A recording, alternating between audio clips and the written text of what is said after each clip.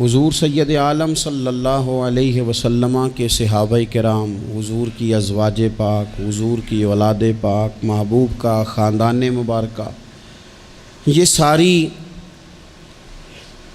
چیزیں بڑی بڑی فضیلتوں والی، یہ ساری شخصیات بڑی عظمتوں والی، بڑی بلندیوں والی، بڑے مرتبوں اور بڑے مقامات والی ہیں۔ صحابہ اور اہل بیت کی جو فضیلت ہے یہ قرآن پاک کا مستقل عنوان ہے۔ اس امت کے اندر اللہ تبارک و تعالی نے وہ لوگ جنہیں پاک باز کہا جائے، طیب و طاہر کہا جائے، جن کی فضیلت اس طرح بیان کی جائے کہ امت کے دلوں میں ان کی عظمت بیٹھ جائے، ان کے لیے دلوں کے اندر بہت زیادہ عقیدت اور احترام کے جذبات پیدا ہو جائیں، یہ وہ لوگ ہیں جو حضور کے قرب خاص میں رہے ہیں۔ اللہ تعالیٰ نے سورہ احزاب کے اندر حضور کی اہل بیت کا ذکر فرمایا، اور یاد رکھ لیں کہ اہل بیت میں نبی پاک علیہ الصلاۃ والسلام کی ازواج بھی شامل ہیں، اور آپ اس آیت کا سیاق و سباق بھی دیکھیں گے تو تذکرہ ہی حضور کی ازواج کا ہو رہا ہے۔ حضور کی ازواج پاک، اولاد پاک، ہاں بالخصوص بعض کی فضیلت حضور نے الگ سے کر کے بیان کی، جیسا کہ مولا علی شیر خدا، سیدہ فاطمہ زہرا رضی اللہ تعالی عنہما، حضرت امام حسن، امام حسین، حضور نے ان کی عظمتوں کو بیان فرمایا۔ اور حضور کی اولاد پاک وہ ہے، نسل پاک وہ ہے جو حضرت فاطمہ الزہرا سے چلی ہے۔ عزیز دوستو، قرآن پاک میں اللہ کریم نے فرمایا انما یرید اللہ لیذہب عنکم الرجس اہل البیت ویطہرکم تطہیرا، فرمایا اے نبی کے گھر والو، اللہ تو یہی چاہتا ہے کہ تم سے ہر ناپاکی دور فرما دے، ویطہرکم تطہیرا، اور تمہیں خوب صاف ستھرا کر دے، خوب۔ ترمذی شریف میں حدیث موجود ہے کہ نبی پاک صلی اللہ تعالیٰ علیہ وسلم جب صبح کی نماز کے لیے اٹھتے تو حضرت فاطمہ رضی اللہ تعالیٰ عنہ کے حضور کاشانہ نور کے پاس جاتے اور دروازے کے باہر کھڑے ہو کے حضور فرماتے، او نبی کے گھر والوں اٹھو نماز کے لیے، اور پھر حضور یہ آیت تلاوت کرتے انما یرید اللہ لیذہب عنکم الرجس اہل البیت ویطہرکم تطہیرا، فرمایا رب تو یہی چاہتا ہے اے نبی کے گھر والوں کہ تم سے ہر ناپاکی دور کر دے اور تمہیں خوب صاف ستھرا کر دے۔ اس آیت کو تلاوت کرتے نبی پاک صلی اللہ تعالیٰ علیہ وسلم نے ان کی فضیلت بیان کی۔ جب کسی کی فضیلت بیان کی جائے نا تو اس سے مقصود یہ ہوتا ہے کہ دلوں میں اس محبت کو بٹھایا جائے۔ امام علی مقام کا تو نام نظریے کا نام ہے، امام حسین تو سوچوں کے امام ہیں، وہ تو نظریوں کے امام ہیں۔ امام علی مقام، امام تو اس شخصیت کا نام ہے کہ جن کا نام لیں تو زبان پہ نام، تو دل میں یہ تڑپ پیدا ہوتی ہے کہ امام حسین کا نام لینے کا مطلب یہ ہے کہ ظلم کا ساتھ نہیں دینا، حق کا ساتھ دینا ہے۔ امام کا نام لیں خالی امام حسین کا، تو دل پکار اٹھتا ہے کہ ظلم کا ساتھ نہیں دینا، مظلوم کا ساتھ دینا ہے۔ اس شخص کے ساتھ کھڑے نہیں ہونا جو غریبوں، مجبوروں، مظلوموں، ان کی آہوں پر اپنا تخت سجاتا ہے، بلکہ حالات کسی طرح کے بھی ہوں، رخ کوئی بھی ہو، ہوا گو تند و تیز ہے لیکن چراغ اپنا جلا رہا ہے۔ یہ ذرا سوچ دیکھیں، تیز ہوا میں بھی کبھی کسی نے چراغ جلایا ہے؟ لیکن اقبال کہتے ہیں ہوا گو تند و تیز ہے لیکن دیکھو چراغ اپنا جلا رہا ہے، وہ مرد درویش حق نے جس کو عطا کیے ہیں انداز خسروانہ۔ وہ کہتا ہے مجھے ہوا سے غرض نہیں، میری ڈیوٹی تو چراغ جلانے کی ہے، لہذا میں نے چراغ جلانا ہے۔ تو حضرت امام حسین رضی اللہ تعالیٰ عنہ جو نظریاتی سرحدوں کے محافظ ہیں، اس نظریے کے تحت سب سے پہلی بات تو یہ کہ ان کی عقیدت ہو دل میں۔ حضور نے پتہ کس ترتیب سے اہل بیت کی عقیدت بیان کی؟ کبھی آپ وہ ترتیب سمجھے تو مزہ آ جائے۔ حضور فرمانے لگے رب سے محبت کرو کہ وہ تمہیں نعمتیں دیتا ہے، اور مجھ سے محبت کرو کہ میں اللہ کا محبوب ہوں، اور میری اولاد سے پیار کرو اس لیے کہ وہ میری اولاد ہے۔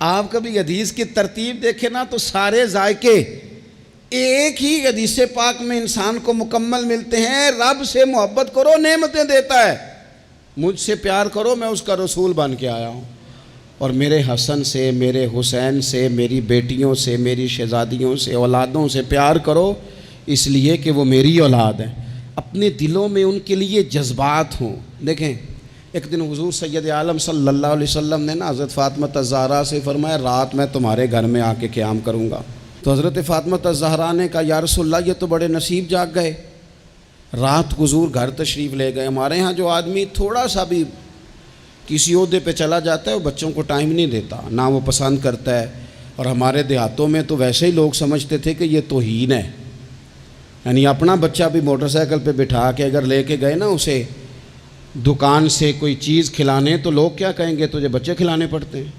یہ عجیب و غریب ہم نے اپنی زندگی میں ماحول بنایا ہے۔ تو حضور نے فرمایا فاطمہ میں رات آپ کے گھر میں قیام کروں گا۔ سیدہ نے کہا یا رسول اللہ بسم اللہ، یہ تو کمال ہو گئی۔ حضور نے رات وہاں قیام کیا، امام حسن نے دودھ مانگا۔ اچھا حدیث کے راوی مولا علی شیر خدا ہیں، کہتے ہیں میں چپ کر کے سو رہا تھا، میں نے سائیڈ پہ چادر اوڑھی اور میں آرام کر رہا تھا، امام حسن نے دودھ مانگا، سیدہ فاطمہ اٹھنے لگیں تو فرمایا نہیں فاطمہ آج میرے ساتھ سوئے ہیں، دودھ بھی میں ہی پلاؤں گا۔ حضور اٹھے، بکری کا دودھ دھویا، پھر اسے برتن میں ڈالا، ابھی حضور امام حسن کو دینے لگے تھے کہ امام حسین نے بھی مانگ لیا، تو حضور نے فرمایا نہیں بھائی پہلے حسن کو ملے گا۔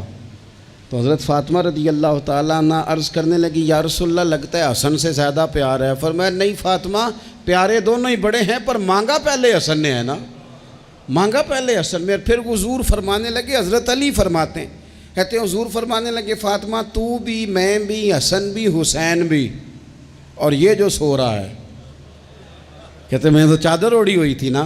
فرمایا فاطمہ میں بھی، تو بھی، حسنین بھی، اور یہ جو سو رہے ہیں، فرمایا سارے مل کے جنت میں داخل ہوں گے۔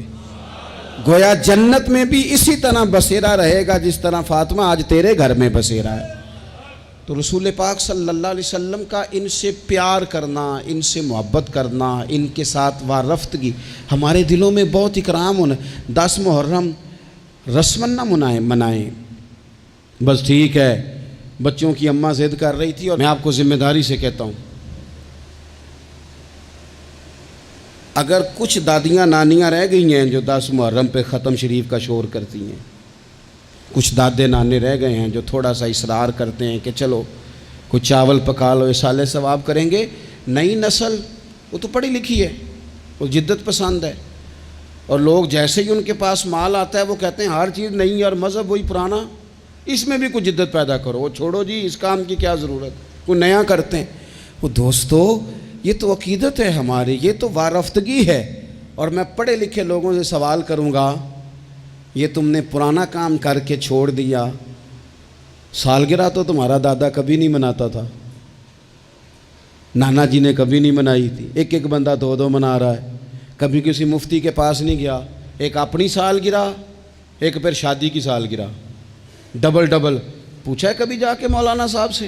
اب تو اللہ معاف کرے اس پر لاکھوں خرچ ہوتا ہے، میرج ہال میں جا کے وہ کام کرتے ہو، کبھی مولوی مفتی پیر نہیں یاد آئے؟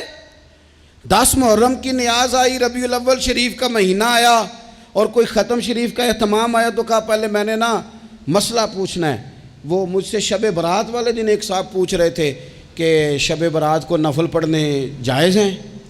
میں کیا ہوں اللہ دی بارگاہ سجدہ کرنے لی بھی شناختی کارڈ بکھانا پائے گا؟ تو یہ دیکھ لو میں یہاں رہتا ہوں، اگر اجازت ہو تو نفل پڑھ لوں۔ کیا مذاق بنایا ہے، کس طرح کر کے ہم نے انداز اختیار کر لیا زندگی میں۔ تو میرے عزیز خاص لگاؤ، خاص دلچسپی ہو اہل بیت اطہار کے ساتھ، ہمارے دلوں میں کس طرح بلا۔ جو بڑے لوگ ہوتے ہیں نا وہ زیادہ باتیں نہیں کرنی پڑتی ان کو، بڑے ہوتے ہیں نا ان کی باتیں بھی بڑی ہوتی ہیں، بڑی گہری ہوتی ہیں۔ انسان جب کبھی بھی کسی بڑے آدمی کے پاس بیٹھتا ہے تو اسے تھوڑے جملوں میں بڑی بڑی باتیں مل جاتی ہیں۔ اس امت میں سب سے بڑی حضرت ابو بکر صدیق ہیں، لیکن بخاری شریف میں، شفا شریف میں حضرت ابو بکر صدیق کا فرمان، یہ جو اپنے قرابت والے ہوتے ہیں یہ پیارے بڑے ہوتے ہیں۔ ہم جب دین کے رستے میں بھی کوئی چیز خرچ کرنا چاہتے ہیں نا تو پہلے ہم غور کرتے ہیں کہ بچوں کو ضرورت تو نہیں، اور دین بھی کہتا ہے جب نفلی وقت آئے خرچ کرنے کا تو دیکھ لو بچوں کو، گھر کو، بہن بھائیوں کو، یہ دیکھنے کے بعد تم دین کی طرف بڑھو۔ اپنے قرابت دار بڑے ہی پیارے ہوتے ہیں، اپنے بہن بھائی، اپنے پھپھو، ماموں، خالہ، چاچا، یہ بڑے پیارے ہوتے ہیں، لیکن حضرت سیدنا ابو بکر صدیق نے نا بہت ساری اہل بیت کی محبت کی باتیں ہو رہی تھی تو ایک جملہ کہہ کے باپ بند کر دیا، کہنے لگے میں ابو بکر صدیق ہوں، مجھے اللہ کی عزت کی قسم، مجھے اپنے ہر رشتے سے زیادہ مدینے والے محبوب کا رشتہ عزیز ہے، ہر رشتے سے زیادہ، حضور کے ہر قرابت دار سے۔ حضرت ابو ہریرہ فرمایا کرتے تھے جب بھی حسن حسین کا نام لیتا ہوں میری آنکھوں میں خود بخود آنسو آ جاتے ہیں۔ فرمایا کرتے تھے پتہ کوئی نہیں، پتہ کوئی نہیں، اپنوں کا جب ذکر ہوتا ہے نا، اپنوں کا جب ذکر ہوتا ہے، جی کردہ ہن سامنے ہوویں، میرا جی کردہ ہن تو سامنے ہوویں تے میں درد پرانے چھیڑاں۔ اپنے جب ہوتے ہیں تو پھر نا فرط جذبات پر بندہ قابو نہیں رکھ پاتا۔ حضرت ابو ہریرہ فرماتے میں نام لیتا ہوں میرا نام تو میری آنکھیں خود بخود آنسو برسانے لگتی ہیں، یہ جذبات ہیں میرے حضور کی اولاد پاک کے لیے۔ تیری نسل پاک میں ہے بچہ بچہ نور کا، تو ہے عین نور تیرا سب گھرانہ نور کا۔ حضور سید عالم کی اولاد کے بارے میں اپنے دلوں میں جذبات، حضور کے اصحاب کے بارے میں عقیدت کے، احترام کے، شوق کے جذبات، حضور نے ہمیں سبق دیا تھا۔ فرمایا 3 باتیں اپنی اولاد کو سکھانا، یعنی والد کے ذمہ لگایا، ماں کے ذمہ لگایا۔ فرمایا کہ تو انہیں قرآن پاک سکھانا، ایک اپنے نبی کی محبت سکھانا، اور ایک نبی کی اولاد کی محبت اپنی اولادوں کو سکھانا۔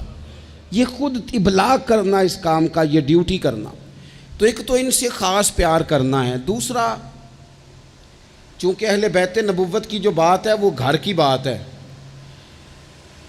حضور کے مقدس اہل بیت کی بات ہے، ہمیں نہ ان سے سیکھنا بھی چاہیے۔ ہم سب کسی نہ کسی گھر کے فرد ہیں، اور ہماری آزمائشوں کا سبب ہمارے باہر کا کام نہیں، گھر کا مسئلہ ہے۔ گھر کے اندر جو لوگ سکون میں ہوتے ہیں وہ تو بڑا کام کر جاتے ہیں۔ زیادہ تر آدمی باہر سے نہیں ٹوٹتا، گھر کے اندر سے ٹوٹ جاتا ہے۔ حضور صلی اللہ تعالیٰ علیہ وسلم نے ہمارے اوپر یہ بھی مہربانی کی، فرمایا میں جا رہا ہوں اور تمہیں 2 چیزیں دے کے جا رہا ہوں۔ یا رسول اللہ صلی اللہ علیہ وسلم کون کون سی؟ فرمایا ایک اللہ کی کتاب قرآن دے کے جا رہا ہوں، اور دوسرا تمہیں اپنا خاندان دے کے جا رہا ہوں۔ اس کو دیکھنا، اس پر غور کرنا، حسنین کو دیکھنا، سیدہ فاطمہ کو دیکھنا، میری شہزادیوں کو، میری ازواج کو دیکھنا، اپنا گھر اس طرح مرتب کرنا جس طرح میں نے یہ اپنا گھر مرتب کیا ہے، اس طرح۔ سب سے پہلی بات اہل بیت نبوت کے اندر جو آپ کو ملے گی وہ اللہ تعالیٰ کی عبادت ہے، بہت زیادہ عبادت کرنا، ریاضت کرنا۔ آج کل عبادت سے جی چرانا، میں کچھ دیندار لوگوں کو دیکھتا ہوں کہتے ہیں نسبت بہت تگڑی ہے ہماری، تو جناب لے جائے گی نسبت ہمیں، تم دیکھنا فلانے بزرگ کو فلانے کی خواب آ گئی، فلانے کو فلانے کی بشارت ہو گئی۔ او خدا کے بندو، میں آپ کو اس گھر کی بات بتا رہا ہوں، سیدہ فاطمہ الزہرا جو جنتی نہیں، جنتی عورتوں کی سردار ہیں۔ میں حسنین کریمین کی بات بتا رہا ہوں جو صرف جنتی نہیں، جنتی جوانوں کے سردار ہیں، لیکن وہاں تو ساری رات مصلی بچھا رہتا ہے۔ عبادت آپ کی روح کا تقاضا ہے۔ مہنگے سے مہنگا موبائل خرید کے لے آؤ، بہترین مال خرچ کر کے آپ اس کو لے آؤ، لیکن اگر آپ اس کی بیٹری کو چارج نہیں کرتے بار بار تو وہ آپ کو کام نہیں دیتا۔ آپ نے جناب بڑی مہنگی گاڑی خرید لی، بڑی مہنگی، تو ایک ہی دفعہ خریدنے سے وہ مستقل نہیں چلتی، بلکہ اس میں بار بار پیٹرول ڈلوانا پڑتا ہے۔ کچھ چیزیں ایسی ہوتی ہیں جن کی بار بار حاجت ہوتی ہے، وہ پوری کرنی پڑتی ہے۔ ہماری جو روح ہے نا، اسے بار بار عبادت کی حاجت ہے۔ آج لوگ ڈپریشن اور ٹینشن کے مریض ہو کے جاتے ہیں نفسیات کے ڈاکٹر کے پاس، وہ کہتا ہے مراقبہ کرو، تھوڑی دیر اکیلے بیٹھو، سو جاؤ، یہ والا کام کرو، آنکھیں بند کرو، فلاں کرو، دیر تک میں تمہیں بتاتا ہوں، دیکھنا سکون ہو جائے گا۔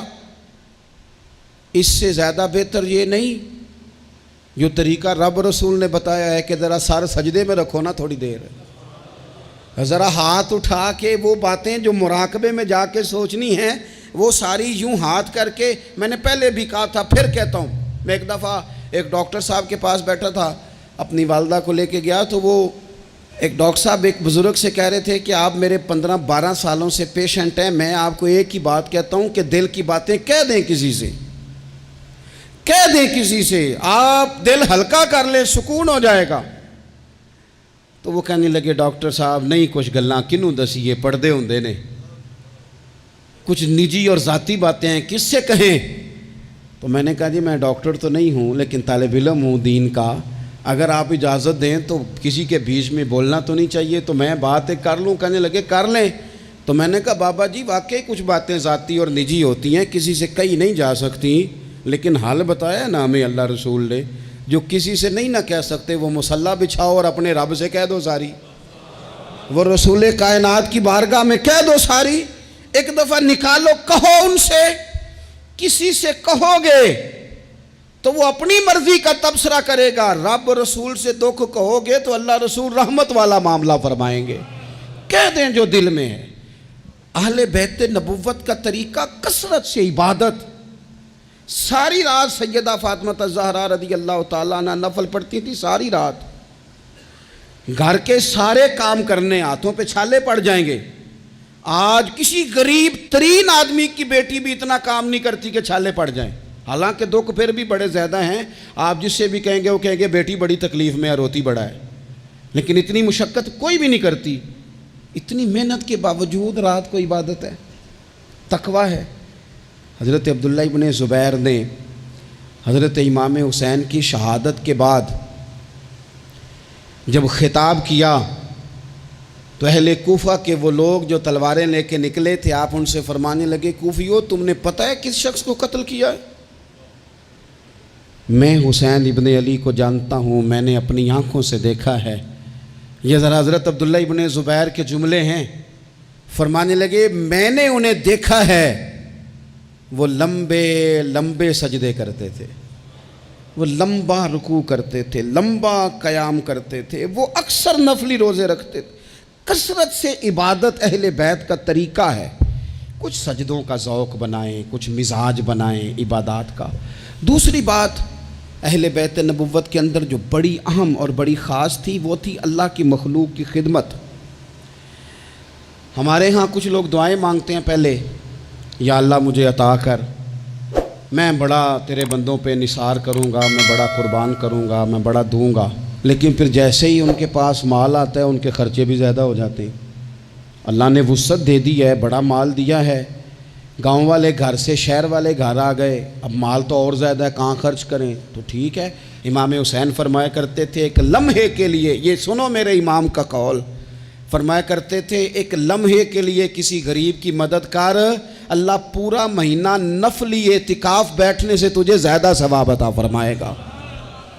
کسی کے آنسو پوچھ، کسی کے آنسو پوچھ، غم حیات کے ماروں کا احترام کرو، غم حیات کے ماروں کا احترام کرو، غم حیات کے ماروں کا۔ اہل بیت نبوت کا اسوہ نور دیکھو، اللہ کی مخلوق کی خدمت، اللہ کی مخلوق کے ساتھ محبت۔ امام حسین کے پاس ایک سائل آیا 1 دینار مانگنے، امام حسین فرمانے لگے ٹھہر جا، تھوڑا سا انتظار کر۔ شام ہو گئی، وہ بیٹھا رہا، 5000 اشرفیاں 5 تھیلوں میں بھری ہوئی حضرت سیدنا امام حسین رضی اللہ تعالیٰ عنہ کے پاس لائی گئیں۔ تو حضرت امام حسین رضی اللہ تعالیٰ عنہ نے نا وہ اس نے تو دیکھے نا، مانگنے والے کو تو پہلے بندہ تلاش کرتا ہے کہ ٹوٹے پیسے ہیں کہیں، پھر دیتا ہے۔ امام حسین کے پاس 5000 اشرفیاں آئیں 5 تھیلیوں میں، اور بظاہر حالت یہ تھی اس وقت کہ 1 اشرفی بھی نہیں تھی دینے کے لیے۔ 5 تھیلیاں آئیں بھری ہوئی پیسوں کی، 5 کی 5 پکڑا کے نہ مانگنے والے کو، ساتھ فرمانے لگے معاف کرنا یار، تجھے شام تک انتظار کرنا پڑا ہے، یہ دیکھو خود بھیک دیں خود ہی کہیں منگتے کا بھلا ہو، یار ذرا معاف کرنا، تجھے شام تک انتظار کرنا پڑا۔ وہ جو مزاج ہے سخاوت کا، وہ جو انداز ہے سخاوت کا، اور یہ جو حضور سے انہوں نے لیا تھا نا، ایک دفعہ نا حضرت فاطمہ الزہرا رضی اللہ تعالیٰ عنہ اپنے دونوں شہزادوں کو لے کے نا تو نبی پاک کی بارگاہ میں گئیں. آتے ہیں نا بہت سارے نواسے آتے ہیں. کئی دفعہ ان کے ابا جی بھیجتے ہیں, کہتے ہیں لے جاؤ اپنی ماں کو تے نانے نوا کو حصہ دے وے تہاڈا.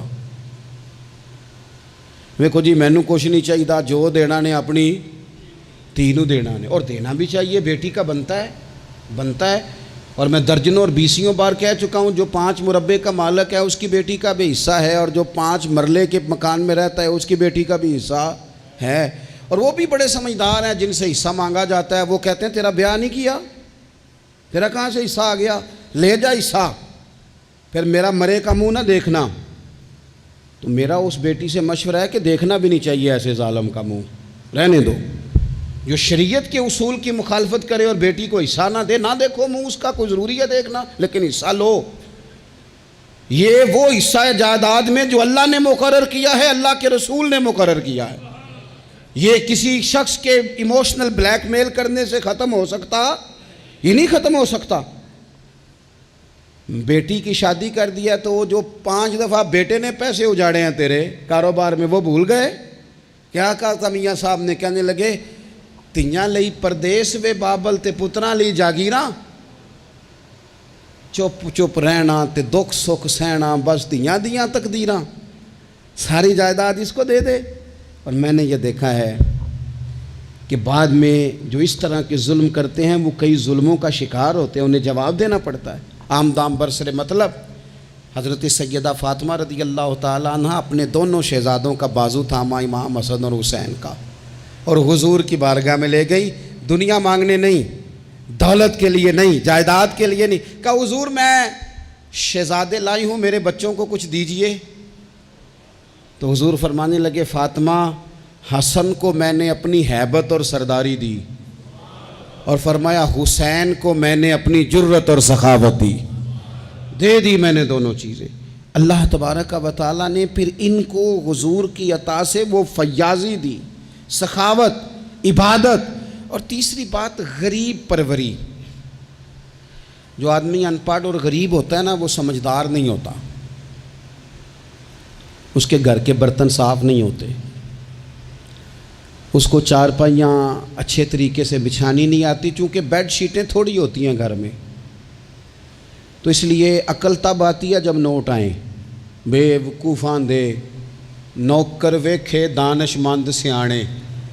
یہ مطلب گاڑی گھر میں آ جائے تو چھوٹے چھوٹے بچوں کو بھی چلانی آ جاتی ہے. جس گھر میں موٹر سائیکل ہو بچوں کو سیکھنی نہیں پڑتی. لیکن اگر شے ہی کوئی نہ ہو, میں کسی شخص سے بیزار نہیں ہو سکتا, کیونکہ ایک ذرہ بھی تو بیکار نہیں ہو سکتا. غریب پروری, تھوڑا سا نا لوگوں پر توجہ. ہمارا لہجہ غریب کے حق میں, وہ سیانا نہیں, اسے بات نہیں کرنی آتی, اسے نہیں پتا کہ میں نے کس طرز کے ساتھ بیٹھنا ہے اور کس نخرے کے ساتھ میں نے پلیٹ میں ڈالنا ہے. بھوک زیادہ لگی ہو تو پھر تو بہت ساری ویسی چیزیں بھول جاتی ہیں بھائی. تو یہ سارا شعور تو تب آتا ہے جب بندہ برگر کھا کے دعوت پہ آیا ہو, تو پھر وہ تھوڑا سا سالن ڈال کے تو اس میں کانٹا رکھ کے تو کھڑا ہو کے گپ شپ لگاتا ہے, اس لیے کہ وہ روٹی نہیں کھا رہا ہوتا, ویڈیو بنوا رہا ہوتا ہے, وہ تصویریں بنوا رہا ہوتا ہے, اس کا لہجہ اور ہوتا ہے. لیکن غریب پروری, مسکین کے ساتھ بیٹھ کے کھانا, کبھی مزدوروں کے ساتھ تصویریں کھنچوانا, ان کی حوصلہ افزائی کرنا, انہیں کہنا کہ نظریں جھکا کے نہ جیا کرو, اٹھا کے جیا کرو. غریب آدمی کو پورا اس طرح کا بنا دینا کہ وہ غربت کے اندر بھی اپنے آپ کو عزت والا دیکھے.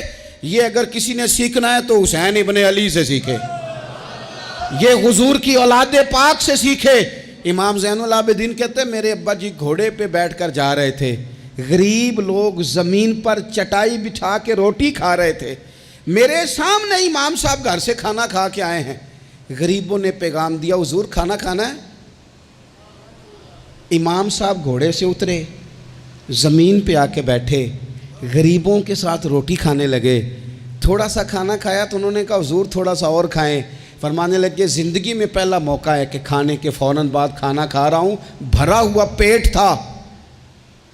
لیکن علی کا پتر, فاطمہ کا لال, زمین پر بیٹھ اس لیے گیا ہے کہ غریب کہیں یہ نہ سمجھیں دعوت دی تھی تو حسین نے قبول ہی نہیں کی، اس لیے بیٹھ گیا ہوں، ورنہ ایک لقمے کی گنجائش نہیں تھی۔ اس کو کہتے ہیں غریب پروری، اس کو کہتے ہیں مزاج ختم کرنا چھوٹے بڑے کا، اس کو کہتے ہیں ایک ہی صف میں کھڑے ہو گئے محمود و ایاز، نہ کوئی بندہ رہا نہ کوئی بندہ نواز۔ تھوڑا سا اس پر میں ایک دفعہ ایک فیکٹری میں گیا تھا، تو ایک صاحب جنہوں نے محفل کرائی تھی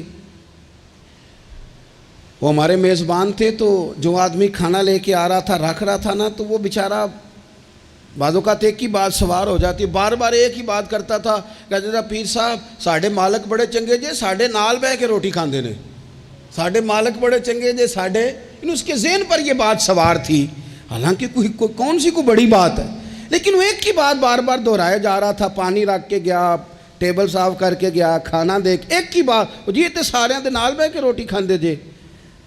تو میں سوچ رہا تھا کہ یار یہ کس طرح کا بندہ ہے، اس نے کام تو چھوٹا سا کیا ہے لیکن اس بندے کے جذبات ہیں، اب پتہ نہیں اس غریب آدمی کے جذبات کی وجہ سے رب اس کے رزق میں کتنی کو برکت پیدا کر دے گا، کتنا کو فضل ہو جائے گا۔ یہ جذباتی ہو گیا ہے، شوق کے ساتھ بات کر رہا ہے۔ تو یہ اہل بیت نبوت کا طریقہ ہے۔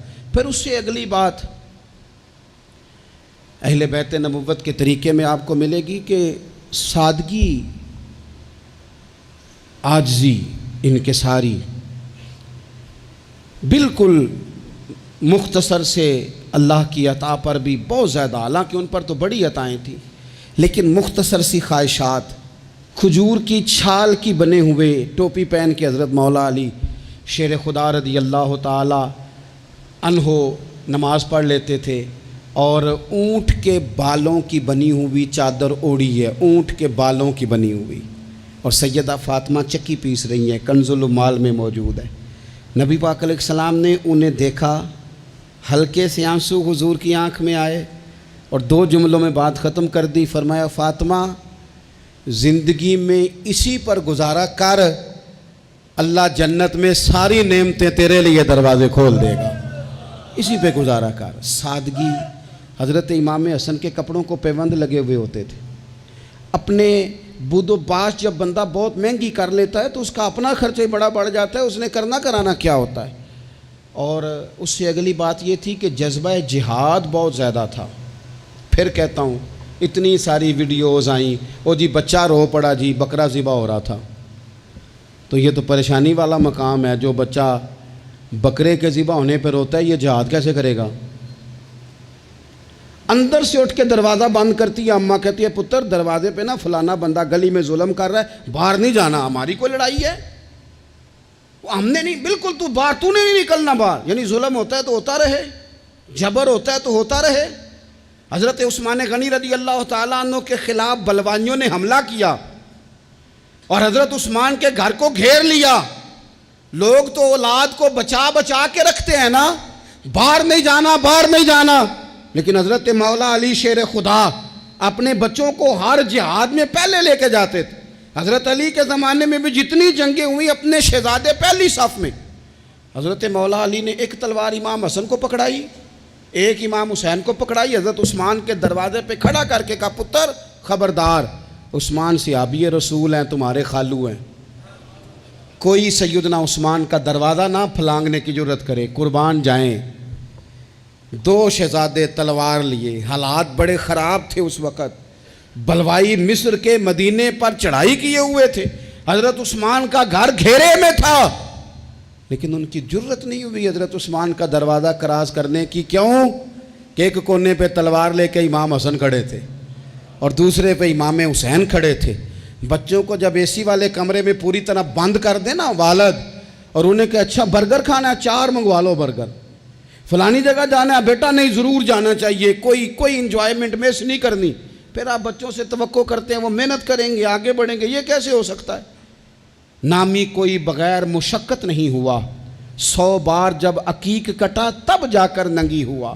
مشقت کرنی پڑتی ہے، محنت کرنی پڑتی ہے، جد و جہد کرنی پڑتی۔ تو جذبہ جہاد بہت زیادہ تھا، اور جس چیز کی ہمیں بڑی زیادہ ضرورت ہے، بڑی زیادہ، وہ ہے صبر اور استقامت۔ ان الذین قالوا ربنا اللہ ثم استقاموا فلا خوف علیہم ولا ہم یحزنون۔ رب فرماتے ہیں جن لوگوں نے کہا اللہ ہمارا رب ہے، پھر وہ ڈٹ گئے، انہیں نہ کوئی خوف ہوگا نہ وہ غمگین ہوں گے۔ ہمارے پاس سارا کچھ ہے، صبر اور استقامت نہیں۔ ایک پورا دن نہیں بھوکے گزار سکتے ہم لوگ۔ ایک ذرا سی ٹینشن آتی ہے، ایک ٹینشن تو لوگوں کو میں نے دیکھا ہے کہ زندگی کی ساری خوشیاں داؤ پہ لگا دیتے ہیں۔ ہمیں بالکل صبر کرنا نہیں آتا۔ 100 سے زیادہ مرتبہ کم و بیش قرآن پاک نے صبر کا حکم دیا ہے، بار بار کہا صبر کرو صبر کرو صبر کرو۔ ہے ہی نہیں، مزاج ہی نہیں، تڑپتے لڑتے ناراض ہوتے بگڑتے پریشان ہوتے جلد باز لوگ۔ ایک عجیب سی معاشرے کے اندر کھینچا تانی ہے، چونکہ حوصلہ نہیں، صبر نہیں، استقامت نہیں۔ ایک بندہ آج ایک فیصلہ کرتا ہے، سویرے وہ فیصلہ بدل دیتا ہے۔ کل وہ کسی کے بارے میں کچھ اور کہہ رہا تھا، آج کچھ اور کہہ رہا ہے۔ ہمارے مزاجوں میں استقامت نہیں، ٹھہراؤ نہیں، ہمیں ٹھہرنا نہیں آتا۔ حالانکہ نبی پاک علیہ السلام نے فرمایا ہے اللہ کو وہ کام زیادہ پسند ہے جو تھوڑا کیا جائے پر روز کیا جائے۔ پتھر پہ پانی پڑے متصل تو بے شبہ گھس جائے پتھر کی سل۔ پتھر میں کبھی کوئی چیز سوراخ نہیں کر سکتی، اور پانی تو سوراخ کر ہی نہیں سکتا۔ نوجوانوں، پانی پتھر میں سوراخ، لیکن اگر پانی ہو مستقل مزاج اور ایک ایک قطرہ گرتا ہی رہے گرتا ہی رہے گرتا ہی رہے گرتا ہی رہے، تو دیکھ لینا تم نے فرش لگوایا ہوتا ہے، سیمنٹ اور بجری ڈالی ہوتی ہے، پر اگر مستقل گرے تو پتھروں میں بھی پانی سوراخ کاری دیتا ہے۔ شرط یہ ہے کہ مستقل مزاجی ہو۔ بہت سارے لوگ آ کے کہتے ہیں جی میں جو کام بھی شروع کرتا ہوں نا میرا پورا نہیں ہوتا، ختم ہو جاتا ہے۔ تو میں کہتا ہوں یہی تو مسئلہ ہے، آپ جو کام بھی نہ شروع کریں، آپ ایک ہی کام شروع کریں، جو نہ شروع کریں۔ جب ہر ہفتے آپ نے نیا کام کرنا ہے تو پھر تو گئے آپ کام سے، ایک کریں آپ، اسی کو صحیح کر کے کریں۔ استقامت فی الدین، صبر۔ حالات میرے اور آپ کے ٹھیک کرنے سے کبھی ٹھیک نہیں ہوتے۔ ایک دفعہ بہت زیادہ آزمائش تھی، ایک دوست پر، وہ بڑے پریشان تھے، تو ہمارے بزرگوں کے پاس بیٹھے تھے، تو بڑی وہ بے چینی کا مظاہرہ کر رہے تھے کہ حضور کیا کروں، کدھر جاؤں، فلاں مسئلہ ہو گیا۔ تو بزرگوں نے بڑی عجیب، بڑی خوبصورت، بڑی انوکھی بات کی۔ کہنے لگے پتر، جلد بازی کرنے سے روزہ جلدی نہیں کھلتا، روزہ مغرب کے ٹائم جا کے ہی کھلنا ہے۔ اگر جلد بازی کرو گے بھی تو اس نے کھلنا مغرب کے ٹائم ہی ہے۔ فرمانے لگے حالات خراب ہو گئے ہیں، بہت بے صبری کرنے سے، بہت رونے سے، بہت لوگوں کو بتانے سے، بہت واہ ویلا کرنے سے یہ ٹھیک نہیں ہوں گے، الٹا لوگ تمہارا تماشا دیکھیں گے۔ بہتر یہ ہے کہ تم صبر کرو، انتظار کرو، استقامت کے ساتھ ڈٹ جاؤ۔ شرط کیا ہے زندگی میں؟ صرف شرط ایک ہے کہ آپ اپنے ضمیر سے پوچھ لیں کہ آپ سچے ہیں کہ جھوٹے ہیں۔ اگر آپ سچے ہیں تو پھر ذرا صبر کریں، انتظار کریں، حالات ٹھیک ہو ہی جائیں گے۔ 3 دن 3 راتیں، ذمہ داری سے کہہ رہا ہوں، 1 دن اور 1 رات ہمارے گھر روٹی نہ پکے تو پورے گاؤں میں رو رو کے کوئی حال نہیں ہوتا، پورے شہر میں شور مچ جاتا ہے کہ آج جناب سبزی کو پیسے نہیں، حد ہو گئی، اوہو اتنی غربت، اتنی آزمائش۔ 3 دن اور 3 راتیں کربلا کے میدان میں امام حسین کے خیمے میں نہ روٹی تھی نہ پانی تھا، نہ روٹی نہ پانی، لیکن قرآن پاک کی تلاوت 1 منٹ کے لیے بھی بند نہیں ہوئی، نماز قضا نہیں ہوئی۔ کسی طور بھی ان لوگوں نے کسی بے صبری کا مظاہرہ نہیں کیا۔ ان سے صبر سیکھیں، استقامت سیکھیں، تھوڑا سا رکیں، تھوڑا سا انتظار کریں۔ بہت جلدی ہے، بہت جلدی ہے، بہت جناب ہمیں فٹافٹ فلانا کام چاہیے۔ امام حسین نے پورا کنبہ شہید کرا دیا تھا، لیکن یزید 4 سال حکومت پھر بھی کر گیا تھا۔ ارد گرد کے حالات فوری طور پہ تبدیل نہیں ہوئے، لیکن پوری دنیا گھوم کے دیکھ لو، تمہیں کوئی یہ نہیں کہتا ہوا نظر آئے گا کہ میں یزید کی اولاد میں سے ہوں، حالانکہ وہ تو 4 سال حکومت کر گیا تھا۔ حالات، وقت تقاضا رکھتا ہے کہ وہ اپنے ٹائم پہ جا کے چیزیں بدل جایا کرتی ہیں۔ وہ ایک شخص سے کسی نے کہا تھا کہ جناب آپ اتنا زیادہ بات کرتے ہیں، تربیت کی کوشش کرتے ہیں، لوگ اثر تو کرتے نہیں۔ تو انہوں نے بڑی انوکھی بات کی، کہنے لگے میرے بعد مجھے چاہے گا زمانہ سارا اور میرے بعد تحقیق کرے گی دنیا، کہا میرے بعد مجھ پر ریسرچ ہوگی، دیکھنا میری ایک ایک بات پر کتابیں لکھی جائیں گی، کیونکہ ہمارے بعد اندھیرا ہی رہے گا محفل میں، بڑے چراغ جلاؤ گے روشنی کے لیے۔ تو ضروری نہیں کہ سویرے تھوڑا سا زندگی میں حوصلہ، تھوڑا سا صبر، تھوڑی سی استقامت، لیکن شرط یہ ہے کہ آپ سچے ہوں اور مسلسل سفر کر رہے ہوں، آپ روک نہ جائیں، بیٹھ نہ جائیں، سپیڈ بریکر دیکھ کے ٹھہر نہ جائیں، مسلسل چلتے رہیں، کوشش کرتے رہیں، انتظار کرتے رہیں۔ ایک وقت آئے گا کہ حالات اور رخ اختیار کر جائیں گے۔ آخر میں پھر ایک بات کرتا ہوں، کوئی سازش نہ کرے، آپ کسی سازش پر توجہ نہ دیں۔ یہ صحابہ اور اہل بیت یہ ایمان ہے، ایمان دل میں جاگزیں کیا جاتا ہے، ایمان پر بحث نہیں کی جاتی، یہ ایمان ہے۔ ان کی محبتیں، کچھ لوگوں کی باتیں یاد رہ جاتی ہیں۔ ایک بزرگ نے مجھے بات سنائی، مجھے یاد رہ گئی، پیر سید فیض الحسن شاہ صاحب آل و مہار شریف والے۔ پیر صاحب عالم بھی بڑے تھے، درویش بھی بڑے تھے، خطیب بھی بڑے تھے۔ تو وہ ایک دن نہ صحابہ اور اہل بیت کا پیار بیان کر رہے تھے، سید تھے، تو مرید ہیں وہ سلسلہ نقشبندیہ سے، چورا شریف کے ساتھ ان کا نسبت کا رشتہ ہے۔ تو نقشبندی اپنا سلسلہ طریقت حضرت صدیق اکبر رضی اللہ تعالیٰ عنہ سے بیان کرتے ہیں۔ تو شاہ صاحب بڑی تقریر کر کے نا صحابہ اور اہل بیت کی آپس کی بڑی محبت بیان کر کے، رحماء بینہم پر بڑی تقریر کر کے، کیونکہ ان کو بات کرنی آتی تھی، تو جوش جذبات میں تڑپ گئے، کہنے لگے سنو بھائی، یہ تو دلائل تھے، اب میں اپنی بات کرتا ہوں۔ کہنے لگے میں سید ہوں، میں پیر ہوں، میرا باپ سید، دادا سید، نانا سید۔ فرمانے لگے میں فاطمہ کا جگر پارا ہوں، علی کا بیٹا ہوں، پر میں مرید ابو بکر صدیق کا ہوں، میں مرید سیدنا صدیق اکبر کا ہوں۔ وہ 100 باتوں پہ ایک بات ہی ساری بدل گئی، رنگ ہی تبدیل ہو گیا، نظریات ہی اور ہو گئے، لوگ کسی اور سوچ میں چلے گئے۔ کہنے لگے دیکھو یہ بھی میرا ظرف دیکھو، اور فرمانے لگے میں نے یہ سیکھا ہے حضرت علی سے، انہوں نے حضرت ابو بکر صدیق کے مشیر بھی رہے، معاون بھی رہے، اور جناب صدیق اکبر کے پیچھے نمازیں بھی پڑھتے رہے، انہیں اپنا مقتدا اور پیشوا تسلیم کرتے رہے۔ اس لیے یہ تو ہمیں خود سے یہ صرف شرارت کی جاتی ہے، لوگوں کے دلوں کو بے یقین کرو تاکہ وہ اپنے بزرگوں سے فیض نہ پا سکیں۔ ہم نے صحابہ سے بھی فیض لینا ہے اور اہل بیت نبوت سے بھی فیض